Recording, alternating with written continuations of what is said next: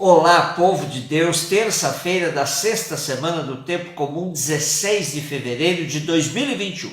A nossa reflexão de hoje é a partir de Gênesis 6, de 5 a 8, 7, de 1 a 5 e o versículo 10. E de Marcos 8, 14, 21. Referência obrigatória na interpretação do episódio do dilúvio do livro do Gênesis é a epopeia de Gilgamesh. Trata-se de um escrito em cuneiforme datado de séculos antes de Cristo.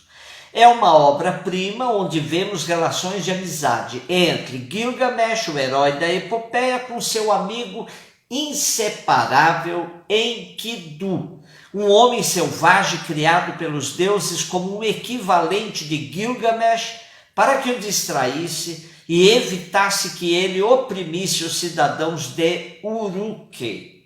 Com a morte de Enkidu, a epopeia se interessa pelo tema da imortalidade. E no encontro com Utnapishtim, o herói imortal do dilúvio aí, Gilgamesh ouve: a vida que você procura nunca encontrará. Quando os deuses criaram o homem, reservaram-lhe a morte, porém mantiveram a vida para sua própria posse. São inúmeros os paralelos entre o épico de Gilgamesh e a narrativa do dilúvio do livro do Gênesis. O autor do livro do Gênesis certamente conhecia a epopeia de Gilgamesh e, acostumado com frequentes cheias dos rios da época, se serviu dessas fontes para denunciar a autossuficiência humana.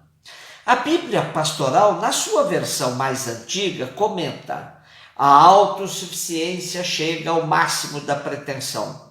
O homem começa a considerar-se um deus ou semideus, projetando uma super-humanidade independente do projeto original de Javé. Vendo sua criação desfigurada, Javé decide exterminá-la. Tudo perdido? Não. A história vai continuar através de Noé, o homem justo.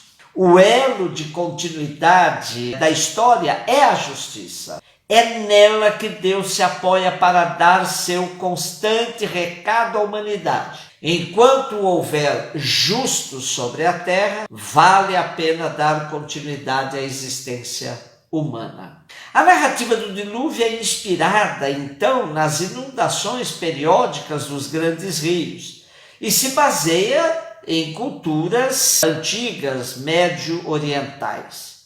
Os autores bíblicos a utilizaram por causa do seu significado simbólico. O dilúvio é uma volta ao caos primitivo. Contudo, qual é o dilúvio que acontece na história? São os acontecimentos catastróficos gerados pela falta de cuidado com a casa comum, que chega a formas tão extremadas que produz o caos na natureza e na humanidade. Podemos relacionar tudo isso com o futuro da Amazônia, bioma de inúmeros interesses tão debatidos. O interesse pela grande região amazônica remonta mais de 300 anos. Desde o início do século XVII, que os portugueses se lançaram na conquista e ocupação da Amazônia brasileira, preocupados com o interesse demonstrado pela Inglaterra, França, Holanda. Será que Deus vai se cansar de nós também nessa empreitada amazônica?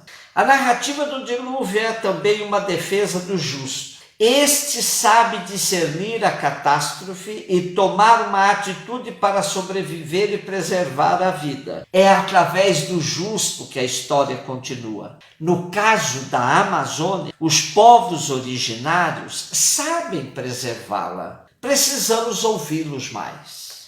São Marcos 8, de 14 a 21. Continuamos nossa travessia pelo Evangelho de Marcos, que tem como finalidade revelar-nos quem é Jesus. Mas Marcos nos mostra Jesus por meio de sua prática. É o que Jesus faz que importa, muito mais do que o que ele fala.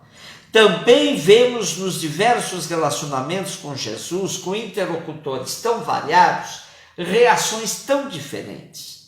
Constatamos isso quando vemos Jesus com a multidão ou só com os discípulos, enfrentando as autoridades e os partidos judaicos, no embate com os mais diversos tipos de demônios, com enfermos e marginalizados. Os 30 anos de vida oculta de Jesus significou um tempo de aprendizado inigualável, pois depois dele, sua vida foi extremamente agitada, tanto que o vemos várias vezes se refugiando para uma oração, para um tempo de encontro com o Pai a sós. Já dissemos aqui que a barca era usada na narrativa dos evangelhos como uma metáfora da igreja nascente. Essa barca que enfrentava inúmeras tempestades no final do primeiro século, onde nem sempre era fácil perceber a presença de Jesus dentro dela. Às vezes dava a impressão que Jesus dormia, enquanto a barca parecia não resistir às tempestades. O relato de hoje é logo após o embate de Jesus com os fariseus, que lhe pediam um sinal para poder crer nele. Jesus, sabendo que a intenção deles era bem outra, não lhes deu atenção, entrou no barco e foi em busca de outras margens. Nessa travessia, junto com seus discípulos, Marcos deixa claro que também estes, os discípulos, não tinham entendido o sinal da partilha dos pães. Eles estavam preocupados por não terem provisionado pães suficientes.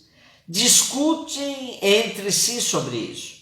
E Jesus aproveita da ocasião e lhes adverte: prestai atenção e tomai cuidado com o fermento dos fariseus e com o fermento de Herodes. Tal fermento tinha suas bases num sistema excludente de não partilha, de acumulação, recheado de lutas pelo poder e muita hipocrisia. A família de Herodes o Grande dominou a história da Palestina de 73 a.C. até 39 d.C. Herodes não era judeu, era idumeu. E com sua morte em 4 d.C., seu filho Herodes Arquelau tornou-se etnarca da Samaria, Judéia e Edom de 4 a 6 d.C.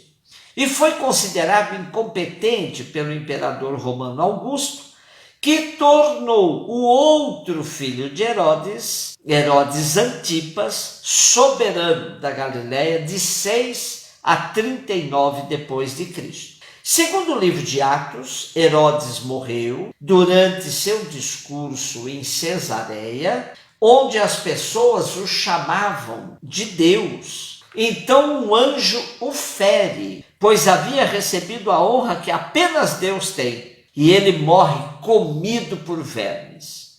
E o fermento dos fariseus servia de sustentação para o péssimo governo da família dos Herodes. Era um fermento com forte penetração na massa do povo. Por isso, valia aqui a advertência de Jesus.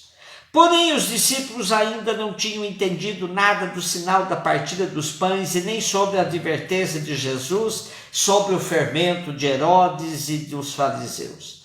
Eles continuavam como que cegos e diziam entre si: Jesus fala isso porque não temos pão. Mas Jesus percebeu e perguntou-lhes: por que discutis sobre a falta de pão? Ainda não entendeis e não compreendeis? Vós tendes o coração endurecido? Tendo os olhos, vós não vedes? Tendo ouvidos, não ouvis? Não vos lembrais de quando reparti 5 pães para 5.000 pessoas? Quantos cestos vós recolhestes cheios de pedaços? E eles responderam: 12. Jesus perguntou: e quando reparti 7 pães com 4.000 pessoas? Quantos cestos vós recolhestes cheios de pedaços? E eles responderam: 7. Jesus disse: e vós ainda não compreendeis? Não nos assustemos. com a lerdeza dos discípulos em compreender os ensinamentos de Jesus e com a dureza de seus corações, pois não somos tão diferentes assim. O sistema da partilha que enfrenta os sistemas econômicos excludentes está ainda longe de nosso horizonte. Nossa esperança está no sinal que Javé deu a Noé e seus descendentes: um arco nas nuvens, com as 7 cores que compõem o universo de todas as cores: vermelho, laranja, amarelo, verde, azul, anil, violeta, indicando que sua aliança conosco é eterna, dura para sempre. Um beijo no seu coração.